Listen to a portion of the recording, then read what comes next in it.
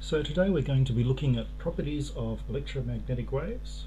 We've got a few to get through, and the first is that electromagnetic waves are formed from oscillating electric and magnetic fields. You know from previous work what electric fields and magnetic fields are. Electric fields are the ones from electrostatics, static electricity, and magnetic fields are from magnets. So let's imagine that we have a wire and we have a current in the wire.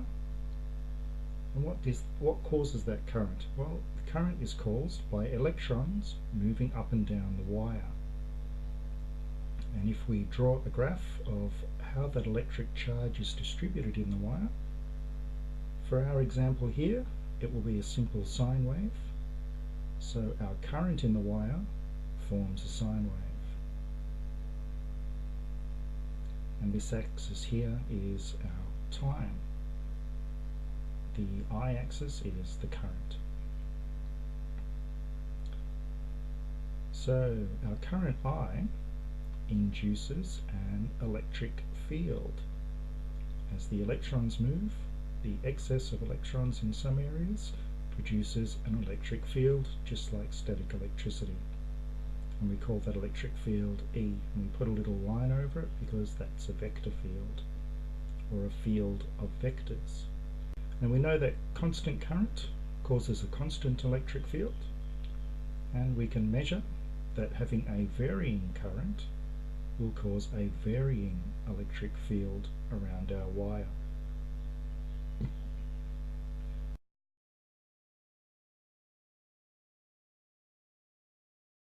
So let's draw our electric field strength on top of our current strength with respect to time, and those will be closely matched because the electric field is generated from the motion of the electrons.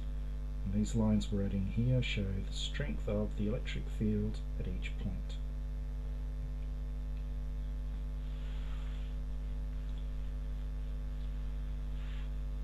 One thing we may not know yet is that a varying electric field generates a magnetic field at right angles to it.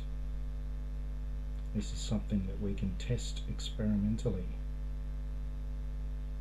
We call our magnetic field B, and that's also a vector field, so we put these little arrows over them to symbolize vectors.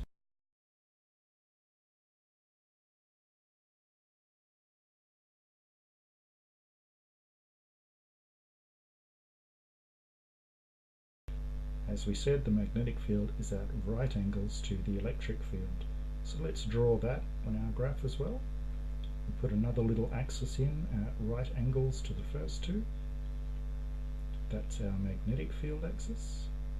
And at each point in time, the electric field will produce a magnetic field of a corresponding strength. And as the electric field swaps polarity, the magnetic field swaps polarity too. And now we'll just draw in our magnetic field and show how it varies over time as a sine wave, just like the electric field does and just like the current does.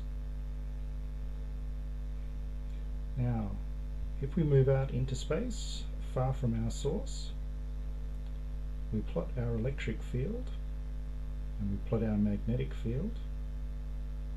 And now instead of plotting time, we're going to plot distance. That should be distance, there we go. Now here's our electric field vector, and at right angles it produces a magnetic field vector. And again, our next electric field vector produces another magnetic field vector at right angles.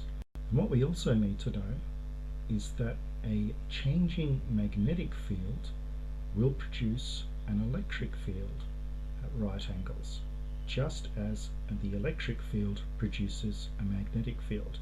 So one produces the other, produces the other, produces the other. And if we draw the graph of our electric fields and magnetic fields as they induce each other at right angles, we can see our graph developing.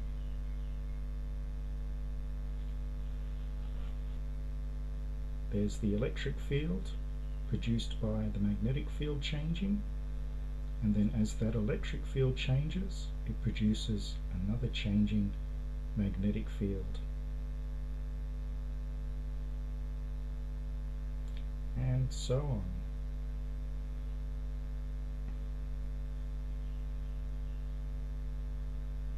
And so on off into space. So there's our electric field in red and our magnetic field in blue. And what this means is that because the electric and magnetic fields create each other as they change, our wave continuously propagates through space. And as long as it continues to travel through the same medium, such as a vacuum, it will continue along at the same frequency and the same wavelength, and indeed the same velocity. Now let's go to Google and look for some nice pictures. A quick search will show you that there are plenty of pictures of electromagnetic waves around, hundreds and hundreds of them in fact. Let's just pick one at random, see what that looks like, and there you go. There's a nice picture of the electric field and the magnetic field at right angles to each other. And here's an animation from YouTube, just showing you the author there. And this shows you quite nicely how the electric field and magnetic field are constantly varying and constantly at right angles to each other as the electromagnetic wave travels through space.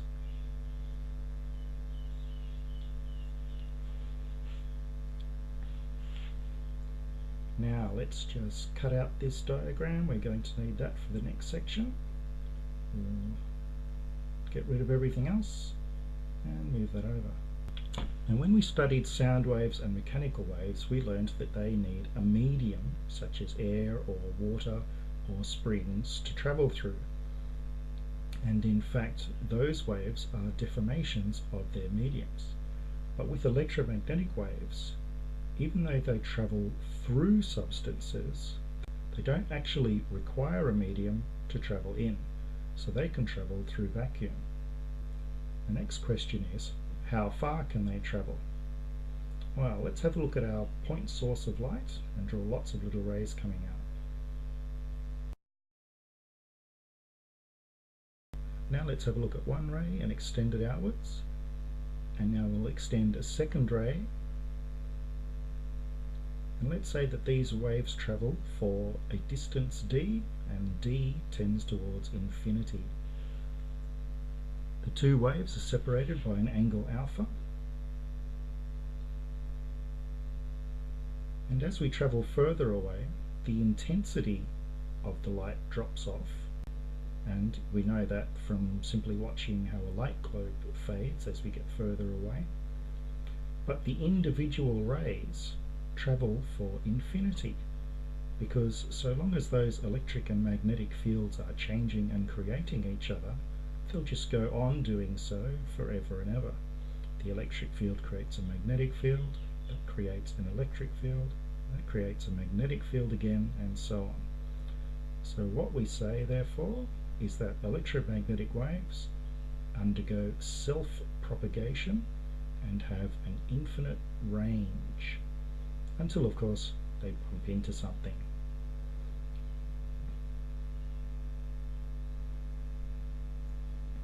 The next question is, what speed do these waves travel at through their infinite range?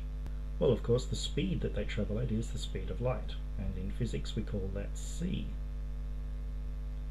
Looking at our wave equation, we know that the speed of a wave will be equal to the frequency multiplied by the wavelength. Now, in a particular medium, that speed is going to be constant.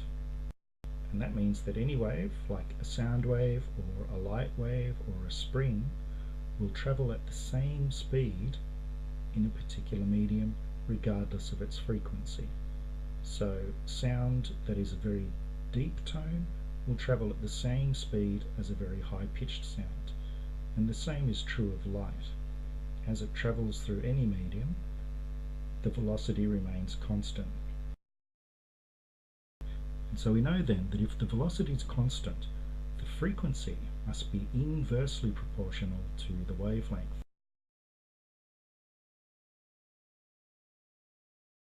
So if the frequency goes up, the wavelength must go down, or the wavelength must get shorter for a higher pitched sound or for a higher frequency light wave. Now, a couple of hundred years ago, a very clever physicist called James Clerk Maxwell was looking at how electric and magnetic waves propagate in space. And he started out with just the electric field changing in space and the magnetic field which was induced by it and also changing in space.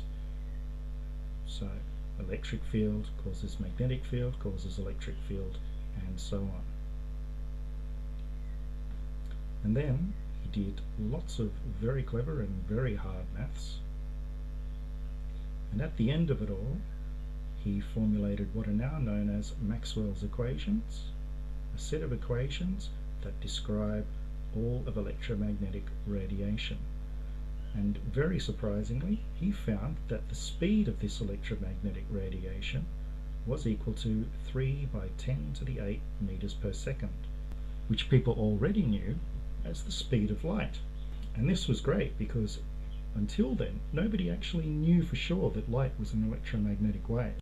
It was suspected, but nobody knew for sure. And this work by Maxwell finally proved that light was in fact an electromagnetic wave. Once this had been determined, predictions were made that other sources of electromagnetic waves would be found, and that's how the existence of radio waves was predicted well before their discovery. Now we're going to look at an aspect of waves called superposition, which means adding together.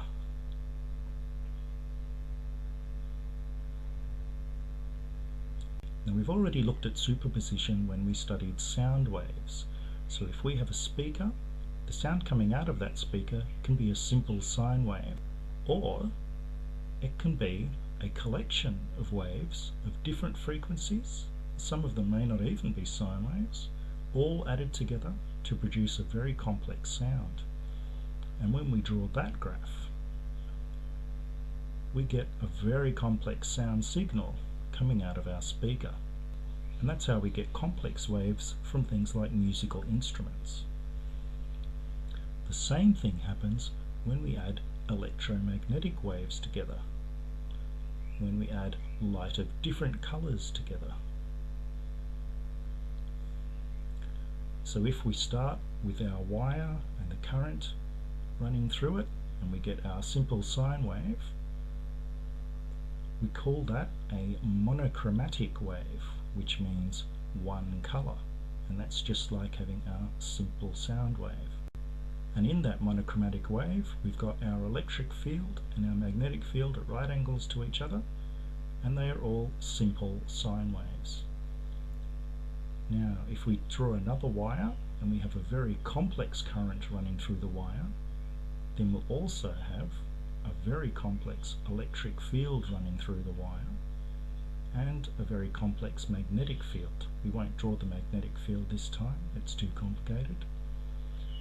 And we call the result of that polychromatic, which means many colors. So we have electromagnetic radiation made up of many different colors of radiation. So we have electromagnetic radiation, or light, made up of many different colors, all joined together. And this is how we get complex electrical signals in communications. So if we go back to sound, our example is music, whereas for electromagnetic waves our example would be a radio wave that carries music on it. Now, even though we said that electromagnetic waves don't need a medium for propagation, such as sound needing air, we still have to be aware that electromagnetic waves are affected by different materials. The properties of mechanical and sound waves also apply to electromagnetic waves. So we have properties like absorption and absorption, reflection, where the wave bounces off a barrier, and also refraction, where our wave enters a material of a different density and changes speed, which changes the angle at which the wave travels.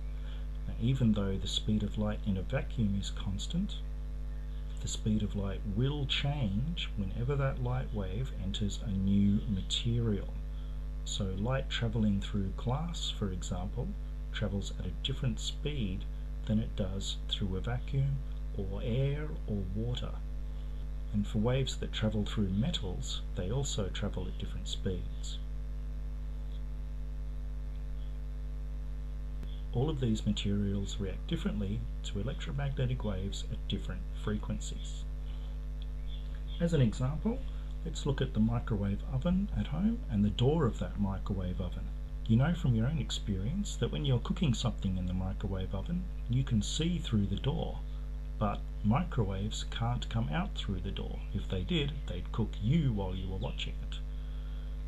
So that tells us that different materials react differently with different frequencies of electromagnetic radiation. Another classic example of that is the refraction of visible light through a glass prism. So we have white light shining into the prism and light of all different colours coming out of it, just like a rainbow. And as we know, this was first demonstrated by a very famous Englishman called Isaac Newton, and was made even more famous by another Briton, Pink Floyd. The next topic is how we detect electromagnetic waves. Now with sound waves, our source is a speaker, and we detect those waves using a microphone. The sound waves move the air, and the air jostles the sensor on the microphone, which sends a signal to our amplifier. With electromagnetic waves, we have our wire, which carries a current. The electrons move up and down, creating an electric field that varies, and that gives us our electromagnetic wave travelling through space.